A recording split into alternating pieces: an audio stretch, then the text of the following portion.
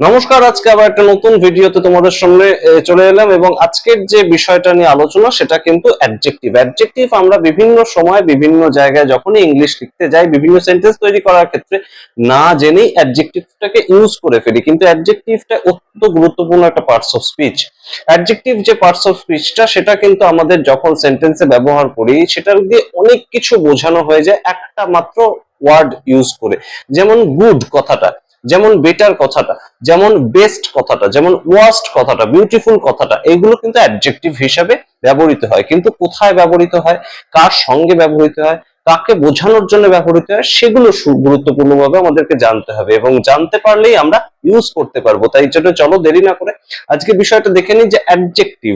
Adjective English গ্রামারের ক্ষেত্রে অত্যন্ত গুরুত্বপূর্ণ একটা জিনিস এবং সেই ক্ষেত্রে অ্যাডজেক্টিভটা আসে কোত্থেকে, যেখানে একদম দেখো সরাসরি দাগ দেওয়া আছে parts of speech. Parts of speech জিনিসটা হচ্ছে আমরা যে কথা বলি সেটাকে আমরা স্পিচ বলি, যে কোনো কথা বলার পদ্ধতিকে স্পিচ বলি এবং সেই স্পিচটাকে যদি আমরা ভাগ ভাগ করি তাহলে আসবে হচ্ছে তার পার্টস, অর্থাৎ বিভিন্ন ভাগে বিভক্ত যে স্পিচ সেটা হচ্ছে পার্টস অফ স্পিচ। তার মধ্যে কি কি থাকছে, তার মধ্যে আমরা ছোটবেলায় অনেকেই শিখেছি, যারা শেখেনি তাদের জন্য আরেকবার বলি, noun, pronoun, verb, adjective, adverb ইত্যাদি বিষয়গুলো থাকছে এবং প্রত্যেকটা জিনিসগুলো দিয়েই কিন্তু আমরা সেন্টেন্স তৈরি করি। ইংলিশে যখন কথা বলি বা যখন সেন্টেন্স লিখি তখন এই পার্টস অফ স্পিচ গুলো দিয়েই কিন্তু আমরা তৈরি করি। এবার আমাদের জানতে হবে যে নাউন, প্রোনাউন এই বিষয়গুলো কোথায় থাকছে এবং সেন্টেন্সের পরবর্তীতে আমরা অ্যাডজেক্টিভ কিভাবে ব্যবহার করছি।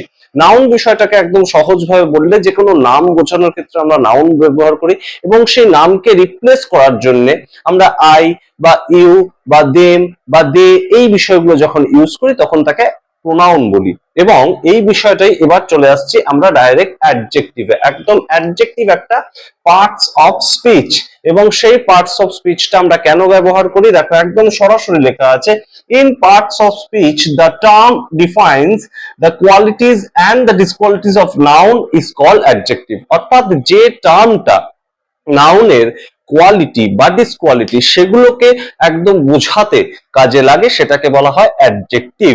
আরো একবার বলি, in parts of speech the term defines the qualities of noun is called adjective। অর্থাৎ এবার ভালো করে বুঝতে গেলে, রাম একটি ভালো ছেলে এই যদি আমার সেন্টেন্স হয় তাহলে সেই ক্ষেত্রে রাম হয়ে গেল নাউন এবং ভালো, এই যে ছেলে, তো একটা ছেলে, রাম একটি ছেলে সেটা বোঝানো গেল, কিন্তু রাম কেমন ছেলে সেটা বোঝাতে গেলে ভালো ছেলে, এই ভালো কথাটা হচ্ছে অ্যাডজেক্টিভ। অর্থাৎ আমরা যদি বাংলায় এটাকে চলে আসি তাহলে এটার বাংলা মানে হচ্ছে বিশেষণ পদ। আমরা অনেকেই শুনেছি বিশেষণ পদ বাংলা গ্রামার পড়ার সময়, ঠিক সেই জায়গাটাই কিন্তু অ্যাডজেক্টিভ ইংলিশের ক্ষেত্রে অ্যাডজেক্টিভ। এটা কিছু আমরা যদি একদম সরাসরি বলতে চাই যে কতগুলো পার্টস আছে, এই অ্যাডজেক্টিভেরও আবার তিনটে পার্ট আছে, তিনটে ভাগে মূলত এই অ্যাডজেক্টিভ বিষয়টা বিভক্ত। কোন কোন পার্টস সেগুলো একদম প্রথমেই দেখো, positive, positive degree.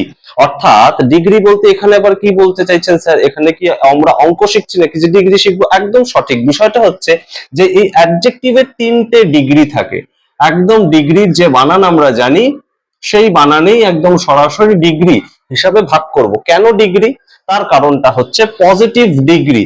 Positive degree বিষয়টা হচ্ছে যে আমরা মাপকাঠি, মাপকাঠিতে অ্যাডজেক্টিভটাকে মাপবো এবং সেই জন্য আমরা ডিগ্রি কথাটা ইউজ করব। এখানে খুব সহজ উদাহরণ দিতে পারি, যখন আমাদের জ্বর হয় মায়েরা একটা থার্মোমিটার দেয় না ডিগ্রি মাপার জন্য কতটা জ্বর হয়েছে, ঠিক তেমন ভাবেই কোন অ্যাডজেক্টিভ ফর্মটা ইউজ করব সেটা মাপার জন্য আমাদের ডিগ্রি সেই বিষয়টা লাগবে। কতগুলো ডিগ্রি আছে? তিনটে ডিগ্রি আছে। একটা পজিটিভ, তার পরবর্তীতে কিন্তু নেগেটিভ ভাবার কোনো জায়গা নেই, এটা পজিটিভ ডিগ্রি, এটা পজিটিভ সেন্টেন্স নয়, পজিটিভ ডিগ্রি। তারপরেরটা কম্পারেটিভ ডিগ্রি, তার মানে হচ্ছে কম্পেয়ার করা, দুজনের মধ্যে কম্পেয়ার করা, সেখান থেকে কম্পারেটিভ। আর তারপরেরটা হচ্ছে সুপারলেটিভ।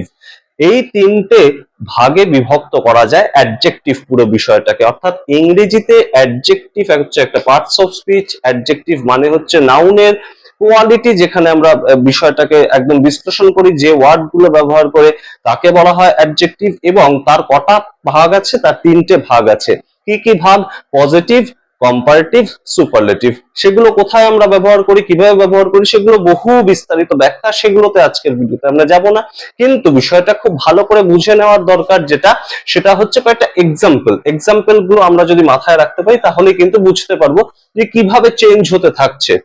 অর্থাৎ নিচে একটা এক্সাম্পল আমরা যেমন লিখেছি গুড, গুডটা হচ্ছে পজিটিভ ডিগ্রিতে অ্যাডজেক্টিভ, তার পরবর্তীতে যখন আমরা চলে যাচ্ছি বেটার তখন সেটা হয়ে যাচ্ছে কম্পারেটিভ, মানে দুজনের মধ্যে তুলনা করে আমরা এই ফর্মটাকে বসাই, অর্থাৎ বেটার তখন বসাই। তার পরবর্তীতে বেস্ট, অর্থাৎ সবার মধ্যে তুলনা করে একজনের কথা সে সবচেয়ে ভালো, সেটা যখন আমরা বলি তখন আমরা ব্যবহার করি বেস্ট, অর্থাৎ সেটা সুপারলেটিভ ডিগ্রি। সুতরাং তিনটে বিষয়, একটা হচ্ছে গুড, তারপরটা হচ্ছে বেটার, তারপরটা হচ্ছে বেস্ট, এই তিনটেই হচ্ছে আমাদের অ্যাডজেক্টিভের ফর্ম, তিনটে ফর্ম ডিগ্রি, এবং এটা হচ্ছে পজিটিভ ডিগ্রি, এটা হচ্ছে কম্পারেটিভ ডিগ্রি, এটা হচ্ছে সুপারলেটিভ ডিগ্রি। এটা একজনের ক্ষেত্রে বলছি Ram is a good boy, এটা বলছি আমরা দুজনের ক্ষেত্রে রাম ইজ বেটার দ্যান রহিম, আর এটা বলছি আমরা সবার ক্ষেত্রে Ram is the best boy in the class. সুতরাং আজকে এত অবধি, এর বেশি আমরা দীর্ঘায়িত করছি না, এটুকুই আমরা বুঝলাম। এবং অ্যাডজেক্টিভ বিষয়টা পার্টস অফ স্পিচের মধ্যে বিশেষণ হিসেবে আমরা ব্যবহার করব। কিভাবে ব্যবহার করব, তোমরা যদি কয়েকটা উদাহরণ দেখতে চাও তাহলে সেগুলো নিয়ে আলোচনা করো, নিজেরা কমেন্ট বক্সে কমেন্ট করো, এবং অবশ্যই চ্যানেলকে সাবস্ক্রাইব করে দাও। ধন্যবাদ।